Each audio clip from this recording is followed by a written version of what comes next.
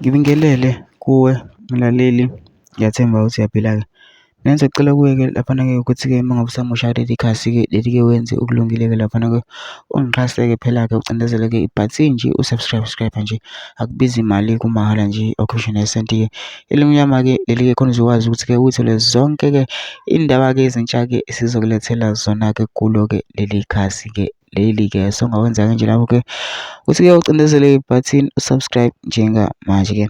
Udaba ukulethele lona namhlanje sekuvele usisi-ke laphana kwaveza-ke enye-ke into-ke ebingaziwa-ke laphana ngokuthi-ke i-DA ifuna ukukhipha i-KZN, ukukhipha i-MK la e-KZN kuphathe yona-ke njengoba sonke sazi ukuthi-ke i-MK laphana-ke yathola-ke more than 56% ke la e-KZN-ke ngamavoti-ke. Kwase kusele kancane ukuthi-ke bathole over 51% ke ukuze-ke ikwazi-ke MK ukuthi-ke iyiphathe ngokwayo yodwa-ke i-KZN-ke laphana. Kodwa ngifuna ukuthi mina kozwa ngampela into nje ngizodlala-ke ividiyo kalosisi-ke uzizwele wena azocekuwe laphana uzizwele-ke le video lena ungene ama-comment section-ke ufushe umbono wakho thina-ke ucabangani-ke ngalo-ke lolu daba-ke lolu-ke msicela nebhasi nje usubscribe nje akubizi imali kumahhala nje akhishwa nesenti elimnyama-ke leli-ke. Nawe-ke le video-ke awuyithokozele.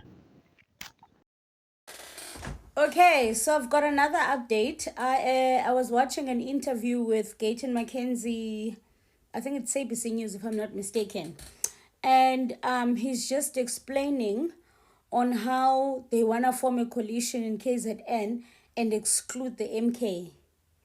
And remember, MK got 45%. So imagine them imagine the DA forming a coalition with other people to exclude the MK.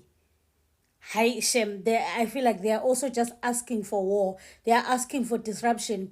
The audacity of them wanting to rule KZN and exclude the MK that got 45%, and people voted for MK. They want MK.